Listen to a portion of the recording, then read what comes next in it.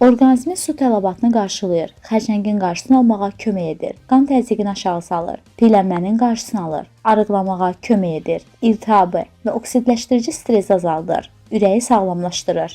Hamilələr üçün xüsusi önəmə sahibdir. Bir çox vitamin və minerallar deposudur. Söhbət əlbəttə ki, qarpızdan gedir. Qarpızın tərkibində qidalandırıcı maddələrin olması o deməkdir ki, qarpız təkcə dadlı və az kalorili gilə meyvə yox, eyni zamanda sağlamlıq üçün də çox faydalıdır. Su miqdarı yüksəkdir. 100 qram qarpızın təxminən 90 qramı sudur. 100 qram qarpız 30 kaloridir. Zülal və liflə zəngindir. Tərkibində folat, niasin, pantoten var. Piridoksin və tiamin komponentlərindən ibarətdir. A, C, Y, B6 vitamini ilə zəngindir. Sodium, kalium, kalsium mənbəyidir. Tərkibində maqnezium, manqan, sink, likopen və sitrulin var. Qarpızın bir hissəsini yeyərək vücudunuzun ehtiyac duyduğu və gündəlik istehlak etməli olduğu C vitamini miqdarının 15%-ni qarşılaya bilərsiniz. Qan təzyiqini aşağı salma təsiri var. Piyələnmə problemi olan insanlar üçün tövsiyə olunur. Tərkibində likopen olan qarpız sümük sağlamlığına qoruyucu təsir göstərir. Yaşla birlikdə insidensiyası artan osteoporozun qarşısının alınması üçün təbii bir üsul hesab olunur. Hamilələr üçün olduqca faydalıdır. Hamiləlik dövründə tez-tez rast gəlinən ürək yanması kimi problemlərə yaxşı təsir edən qarpız əl və ayaqların şişməsinin də qarşısını alır. Səhər saatlarında daha çox görülən ürək bulanma və əzələ gərginliyini azaldır. Qarpızın cinsi faydaları var. Xüsusilə qarpızın ağ hissələrinin cinsi istəyi artırdığı və cinsi enerji verdiyi bildirilir. Qarpız dəri və saç üçün də faydalıdır. Qarpızın tərkibindəki A və C vitaminləri dəri və saçın sağlamlığı üçün vacibdir. Həzmi yaxşılaşdırır. Qarpızın tərkibində çoxlu su və az miqdarda selüloz var. Bu isə düzgün qidalanma üçün vacibdir. Qarpız xərçəng əleyhinə xüsusiyyətlərə malik olan likopenlə zəngin bir meyvədir. Xərçəngin ən böyük səbəblərindən biri zərərli maddələr səbəbindən toxumalara və orqanlara ziyandır. Likopen isə antioksidan xüsusiyyətləri sayəsində sərbəst radikallar adlanan zərərli toksinlərin sağlam toxumalara və orqanlara bağlanmasına maneə törədir. Likopen toxumalara və orqanlara bağlanaraq zərərli maddələrə qarşı qorunma təmin edir. Bu səbəbdən qarpız xərçəngdən qoruyan ən əhəmiyyətli qidalardan biri hesab olunur. Çünki qarpızın tərkibində bol olan likopen bədəni xərçəngə qarşı qoruyur. Likopenin xərçəngdən qorunması A vitamini ilə müqayisədə 2, Y vitamini ilə müqayisədə 10 dəfə çoxdur.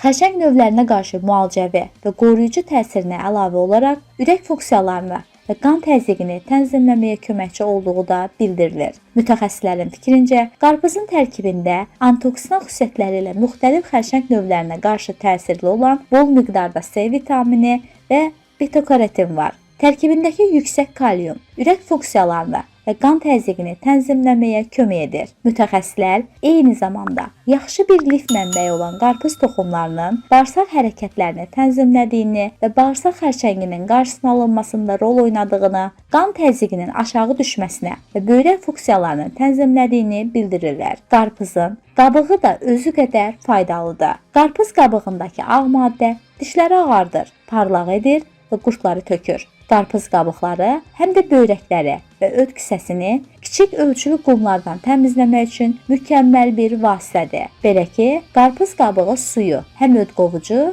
həm də sidik qovucudur. Qarpız qabığını müalicə məqsədlə istifadə etmək üçün qalın qarpız qabığı götürüb, üstündəki tam yaşıl hissəni soyub, altındakı ağ maddəni qurudub, bütün il boyu istifadə edə bilərsiniz. Qurudulmuş qarpız qabıqlarından 2 xörək qaşığı götürüb, 3 stəkan suda 10 dəqiqə van modda qaynadın, sonra süzüb, gündə 3 dəfə yeməkdən 30 dəqiqə əvvəl 1 stəkan olmaqlı üçün müalicə müddəti 1 aydır. Və yaxud qarpız yeyilən vaxtlarda bu müalicədən faydalana bilərsiniz. Belə ki, qalın qabıq qarpızların üst yaşıl hissəsini soyub, altında qalan ağ maddəni süzgəcdən keçirib, yediyiniz salatlara qarışdırıb yeyə bilərsiniz.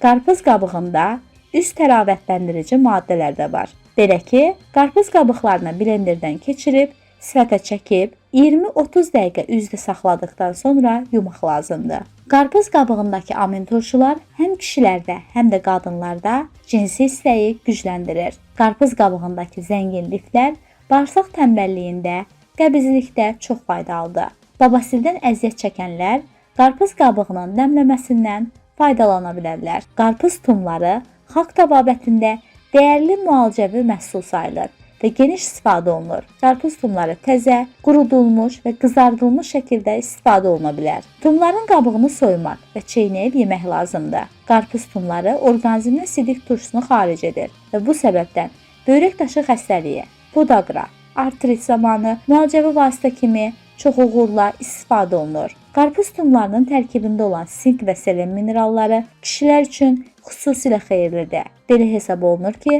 qarpız tumları kişi orqanizminə təbii Viagra kimi təsir edir, potensiyanı artırır. Həmçinin tumlar prostat vəznin sağlamlığını qoruyur, spermanın keyfiyyətini yaxşılaşdırır. Qarpız tumları insanın sinir sisteminə müsbət təsir edir, sakitləşdirir, yuxunu yaxşılaşdırır. Qarpız tumları yaddaşı yaxşılaşdırır. Qarpız tumları qurtqovucu təsirə malikdir. Xalq təbabətində balqabaq tumları ilə yanaşı, qarpız tumları da qurtqovucu vasitə kimi geniş istifadə olunur.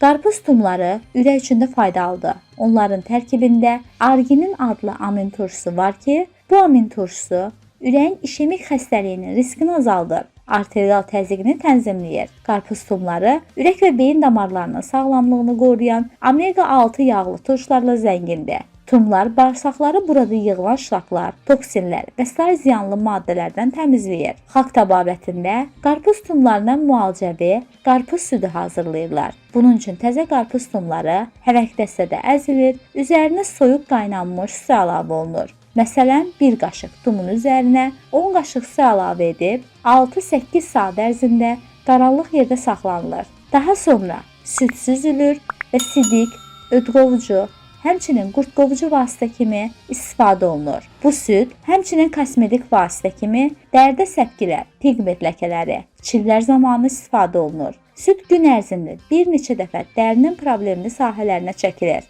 Bəs qarpızın zərərləri nələrdir?